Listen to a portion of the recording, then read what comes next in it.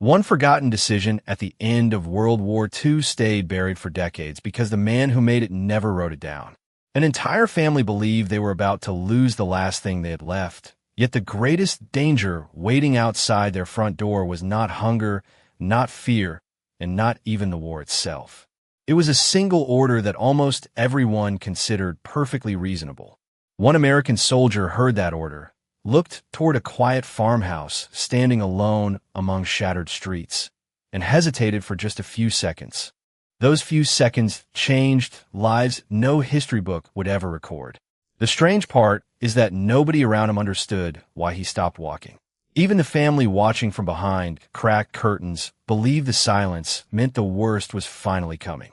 They would spend the next 70 years remembering that silence for a completely different reason.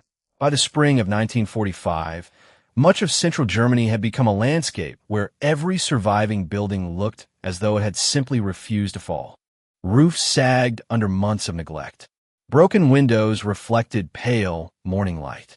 Chimneys stood without smoke, and gardens once filled with vegetables had become patches of exhausted earth.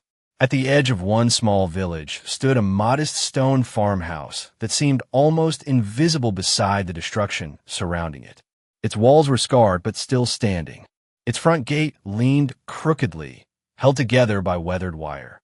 Inside, 28-year-old Anna Keller had learned to recognize footsteps long before faces.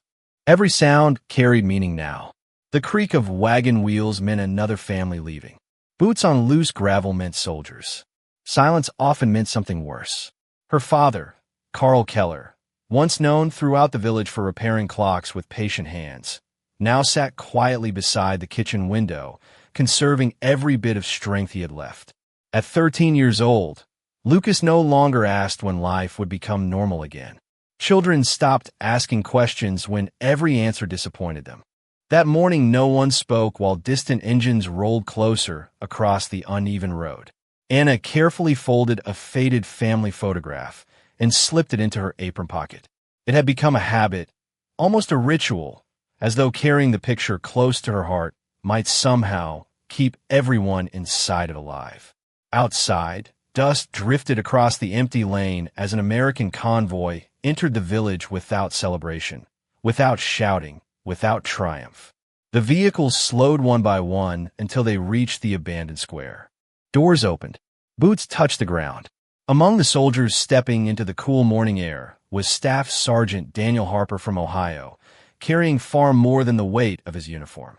He scanned the quiet village with practiced eyes, searching not for enemies, but for the countless decisions no training manual had ever truly prepared him to make.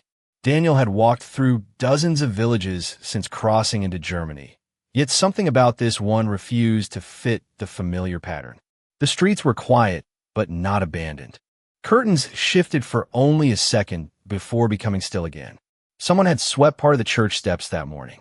Fresh footprints crossed the damp earth near a hand pump. Life had not disappeared. It had simply learned to hide. His platoon spread through the village with disciplined efficiency, checking each home according to standing orders.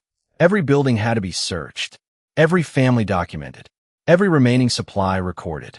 Lieutenant Frank Collins unfolded a clipboard, glanced toward the cluster of surviving houses, and spoke in the calm tone of a man following procedure rather than emotion. "Nobody gets skipped," Daniel answered with a short nod before moving toward the stone farmhouse, standing near the edge of the lane. Its weathered shutters remained closed even though the morning had grown brighter. A rusted bicycle leaned against the fence. A child's wooden cart rested beside the porch, one wheel missing. None of those details appeared threatening. They simply looked painfully ordinary. He climbed the 3 uneven porch steps and paused before knocking. For several seconds, nothing happened. The silence became so complete that he could hear birds settling somewhere beyond the orchard. Then, almost too quietly to notice, the floor inside creaked. Someone was standing just behind the door. Daniel lowered his voice. "You are safe. Please open the door slowly." Another long pause followed.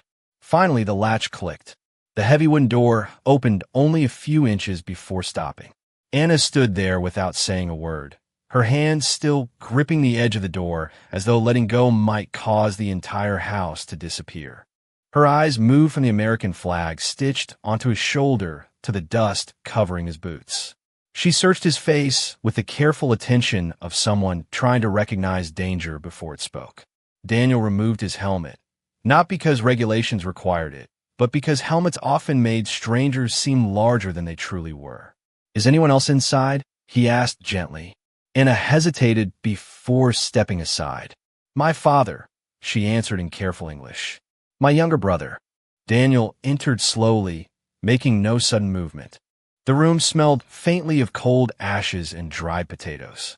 Carl Keller rose halfway from his chair before exhaustion forced him to sit again. Lucas remained near the window, clutching a worn baseball that had somehow survived years of uncertainty. For several moments, nobody spoke. Daniel looked around the modest kitchen. One loaf of dark bread sat on the table beside 3 chipped cups. There was no abundance to confiscate, no hidden luxury, only quiet endurance. Then footsteps sounded behind him as 2 American soldiers approached the open doorway, carrying inventory forms, and the peaceful silence inside the farmhouse suddenly felt as fragile as thin glass. Private First Class Thomas Reed and Corporal Michael Turner stopped just outside the doorway, each carrying a clipboard already filled with neatly printed entries from the neighboring homes. Thomas glanced across the kitchen with the detached efficiency that came from repeating the same assignment all morning.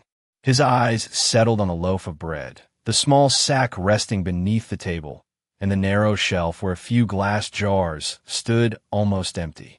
"We still have to record all remaining food supplies," he said. "Lieutenant Collins wants complete numbers before noon."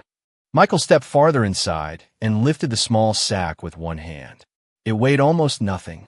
Even so, regulations required everything to be listed before distribution centers arrived. Anna instinctively moved closer to Lucas, not to interfere, but to shield him from disappointment she already expected.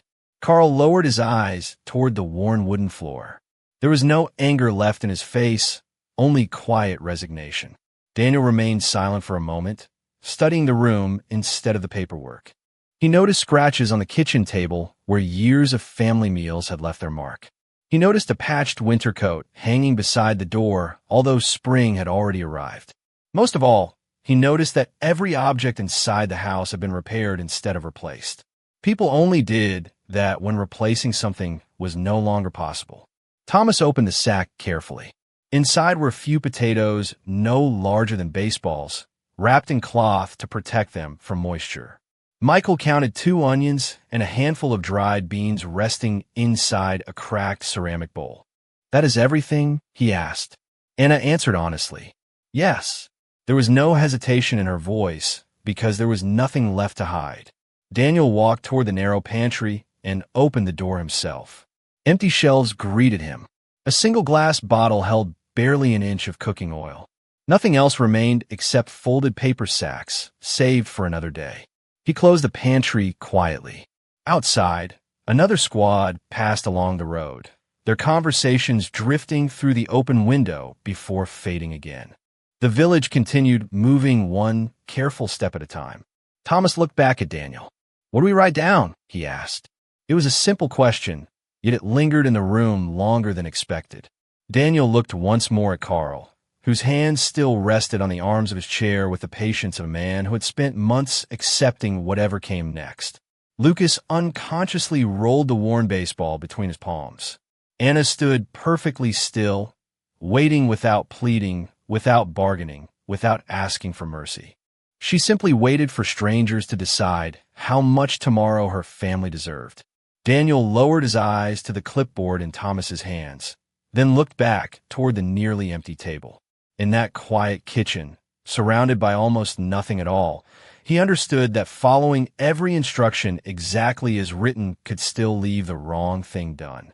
Daniel reached for the clipboard without hurry. The paper felt heavier than it should have, not because of its weight, but because every line represented a decision that would affect someone he had just met. He studied the inventory already written across the page. Flour, potatoes, preserved vegetables, livestock, Firewood. Numbers reduced lives to neat columns of ink. Thomas waited with his pencil poised above the final blank line. Michael stood beside the pantry, expecting instructions that would keep the morning moving according to schedule. Outside, the sound of another truck echoed across the village square before fading into the distance. Daniel looked once more at the small loaf of bread resting in the center of the table. It was not fresh. The crust had hardened around the edges. Someone had sliced it carefully, making every piece as thin as possible so it would last another day. He imagined the three people in front of him dividing that loaf with quiet precision, each pretending to be less hungry than the others. Carl noticed Daniel watching the bread and slowly folded his weathered hands together. There was no request in his eyes. Years of hardship had stripped away the habit of asking strangers for compassion. Anna remained motionless beside her brother, her shoulders straight despite exhaustion. Lucas lowered his gaze to the worn baseball resting against his chest, turning it slowly between his fingers as though the familiar texture could steady his breathing. Daniel finally spoke. His voice remained calm, almost ordinary. "Close the inventory." Thomas looked up, uncertain he had heard correctly. "Sergeant." Daniel met his eyes. "Close it." Silence settled across the kitchen.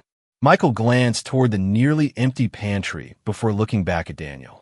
"We still have to record the food." Daniel answered with only 3 quiet words. "Leave them alone." No anger, no raised voice, just quiet certainty. Thomas blinked once, then again. The orders sounded almost too simple, yet something in Daniel's expression made further argument feel unnecessary. Michael slowly lowered the sack of potatoes onto the floor exactly where he had found it. Thomas closed the clipboard without writing another word. The sharp snap of the cover echoed softly through the room.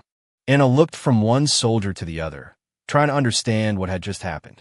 She had prepared herself for loss. She had prepared herself for disappointment. She had not prepared herself for restraint. Daniel placed his helmet back beneath his arm and walked toward the doorway. Before stepping outside, he turned slightly toward Carl. "Take care of your family," he said quietly. Carl held his gaze for several seconds before giving the smallest nod. No speech could have carried more gratitude than that silent gesture. As the 3 soldiers walked back toward the lane, Thomas finally broke the silence. "Lieutenant Collins is going to ask about that house." Daniel kept his eyes on the road ahead. "Then I will answer him myself." The farmhouse disappeared behind them, but none of the men left carrying quite the same understanding they had brought through its front door. The village settled into an uneasy quiet as the afternoon light stretched across broken fences and empty gardens. Soldiers continued moving from house to house, checking names, counting supplies, answering questions they could not always solve. Daniel completed every assignment placed before him, yet his thoughts kept returning to the farmhouse at the edge of the lane. It was not because of what he had found there. It was because of what had almost happened there. That evening, after the last reports had been delivered and the temporary camp grew quieter, he opened his own field pack beneath the fading sky. Inside lay the same simple rations every soldier received. A loaf of bread wrapped in brown paper, a can of meat, a small tin of coffee, powdered milk, 2 chocolate bars he had been saving for another day. He stared at them for several moments before carefully separating half of everything into a second bundle. No one noticed. Around him, exhausted men cleaned boots, wrote letters home, or sat in silence watching smoke drift upward from small cooking fires. Daniel folded the bundle inside a clean cloth, tied it securely, and waited until dusk softened the outlines of the village. Without announcing where he was going, he walked alone along the same narrow road he had taken that morning. The cool evening air carried the scent of damp earth and apple blossoms beginning to return after a long winter. When he reached the Keller farmhouse, every window remained dark except for the faint glow of a single oil lamp in the kitchen. He stopped several feet from the porch and listened. Quiet voices drifted through the open window. Carl was telling Lucas a story about repairing clocks before the war, describing how every tiny gear mattered because one missing piece could stop an entire movement. Daniel smiled faintly. Some lessons sounded the same in every language. He climbed the porch without making unnecessary noise and gently placed the cloth bundle beside the front door. For a brief moment, he considered knocking, then decided against it. Gratitude was not what he had come for. He simply wanted tomorrow to look slightly different than today. As he turned to leave, the old porch board creaked beneath his boot. The sound was enough. The door opened slowly behind him. Anna stepped into the cool evening, surprised to find the bundle resting at her feet and the American soldier already walking back toward the road. "Sergeant," she called softly. Daniel paused, but did not turn around immediately. After a moment, he looked back with the same calm expression she remembered from that morning. Anna searched for the right English words, but none seemed large enough. Finally, she spoke the only ones that mattered. "Thank you." Daniel answered with a gentle nod. "Take care of each other," he said quietly before continuing down the road. Anna remained on the porch long after he disappeared into the evening shadows, holding the bundle carefully in both hands, realizing that the greatest kindness she had received all year had arrived without ceremony, without witnesses, and without asking for anything in return. The following morning arrived with a thin layer of mist resting over the fields, softening the sharp edges of a village still learning how to breathe again. Inside the farmhouse, Anna carefully unfolded the cloth bundle on the kitchen table while Carl and Lucas watched in complete silence. Fresh bread filled the room with a familiar scent that none of them had realized they missed so deeply. The coffee tin rested beside the chocolate bars as though they belonged there all along. Nobody reached for the food immediately. For several long moments, they simply looked at it, almost afraid that touching it might somehow make it disappear. Carl finally smiled, a quiet expression that had become rare enough for Lucas to notice instantly. "Some people still remember how to see others," he said softly. Anna traced her fingers along the folded cloth before discovering a small stitched repair near one corner. Whoever had mended it had taken careful time, making every stitch almost invisible. She understood, then, that the bundle had not been gathered carelessly at the last minute. Someone had prepared it with intention. Across the village, Daniel continued his regular assignments exactly as before. He reported for duty on time. He inspected damaged roads. He helped organize deliveries arriving from supply trucks. Nothing about his routine suggested that he had done anything unusual. Yet whenever patrol assignments were distributed, he quietly volunteered to cover the eastern side of the village where the Keller farmhouse stood. No one questioned the request. It seemed like another ordinary decision in a long list of ordinary responsibilities. By the third day, Anna noticed a pattern. Every afternoon, an American patrol passed along the narrow road beside their property. Every afternoon, Daniel walked with them. He never entered the house again. He never waved. Sometimes he simply adjusted the pace of the patrol so the soldiers continued moving without stopping near the gate. Once another serviceman glanced toward the farmhouse as though considering another inspection, but Daniel pointed toward a damaged bridge farther ahead and redirected the group without drawing attention to the change. The moment lasted only seconds, yet Anna understood exactly what had happened. He was protecting the house without making the family feel indebted. That evening, Carl stood beside the kitchen window, watching the distant patrol disappear beyond the trees. "He does not want recognition," he said quietly. "He wants peace." Anna nodded. Before the war, she had worked as a nursing assistant in a small clinic several miles away, caring for elderly farmers, children with fevers, and travelers injured on nearby roads. She had learned that genuine kindness often arrived without announcing itself. Looking toward the empty lane outside, she realized the same quiet truth now wore an unfamiliar uniform. Somewhere beyond the fading light, Daniel continued walking with his unit, never once looking back, trusting that the greatest acts of decency were often the ones no audience would ever see. On the fifth evening, the sky filled with slow-moving gray clouds that covered the last traces of sunlight, leaving the village wrapped in an unusual stillness. Daniel noticed it before anyone else. The roads that had gradually become predictable over the past several days suddenly felt uncertain again.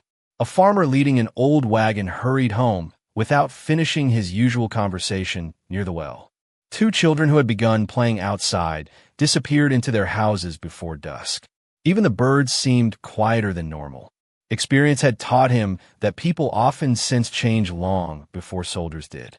Lieutenant Collins reassigned several patrols to check the outer roads surrounding the village, and Daniel immediately volunteered for the eastern route once again. As the patrol approached the Keller farmhouse, he slowed his pace almost without thinking. Nothing appeared unusual at first. The porch remained empty. The gate leaned at the same angle. The kitchen lamp had not yet been lit. Then Daniel noticed something small, but unmistakable. Fresh wagon tracks crossed the narrow road before turning abruptly toward the woods. They had not been there that morning. He crouched for a closer look, running his fingers lightly across the damp earth. The marks were recent. Thomas Reed stopped beside him. "Do you think someone left the village?" he asked. Daniel looked toward the dark tree line. "Or someone arrived."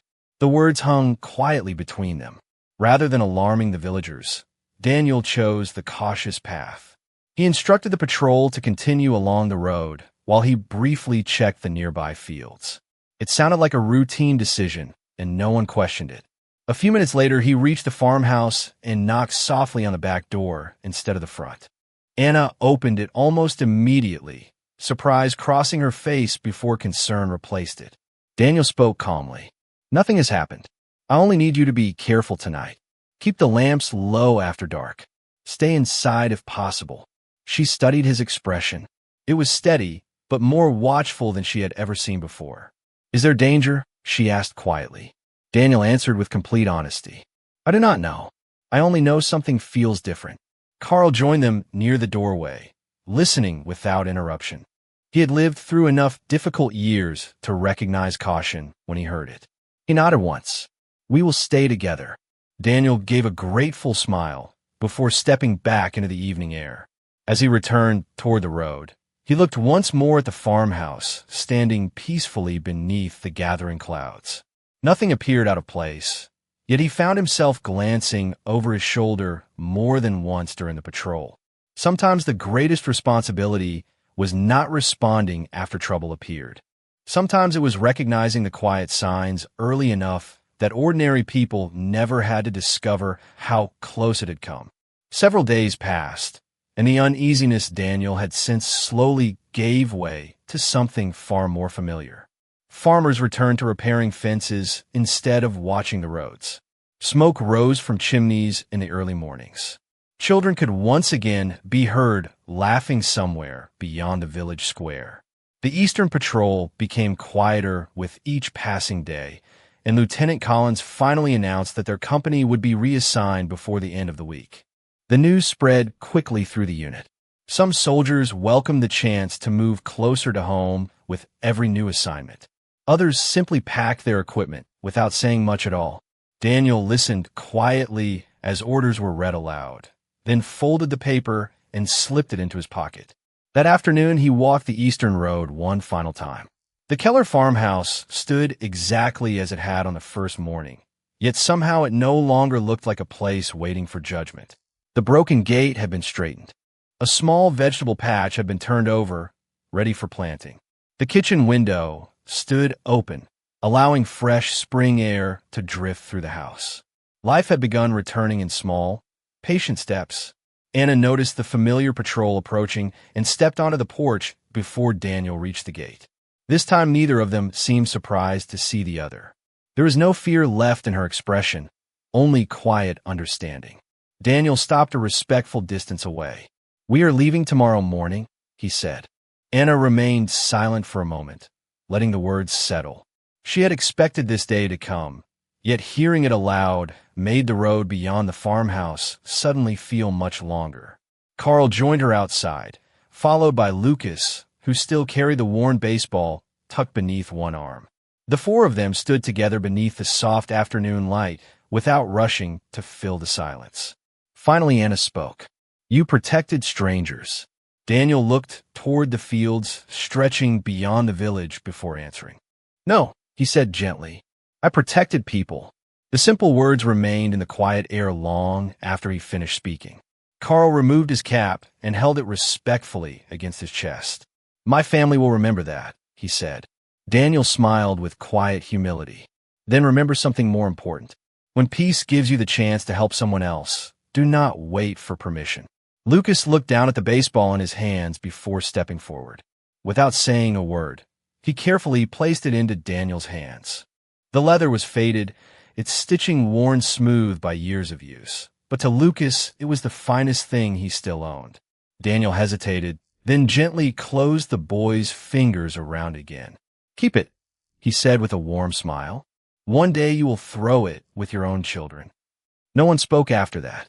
They simply exchanged quiet nods before Daniel turned toward the road, leaving behind no promise to return, only the memory of a man who believed that the smallest acts of kindness could outlast even the longest war. More than 30 years passed before anyone outside the Keller family heard Daniel Harper's name again. By then, the farmhouse no longer stood alone against a wounded landscape.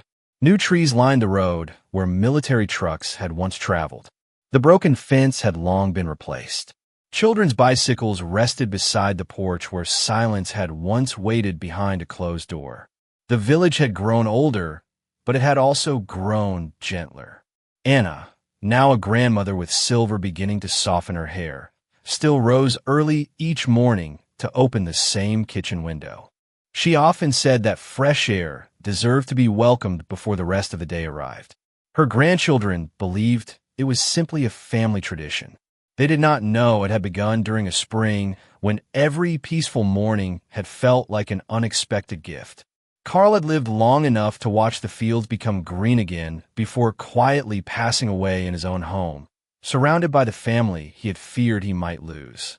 Lucas became a schoolteacher, carrying into every classroom the lesson that dignity could survive even the hardest years if people refused to let kindness disappear. One autumn afternoon, the youngest grandchild wandered into the attic searching for old toys and forgotten keepsakes. Instead, she discovered a carefully folded cloth bundle inside a wooden chest. Time had faded the fabric, but the tiny stitch repair in one corner remained perfectly intact. Beneath it rested a small handwritten note containing only one name. "Daniel Harper." "Grandma," the little girl asked as she carried the bundle downstairs. "Who was he?" Anna took the cloth gently into her hands and remained quiet for several seconds.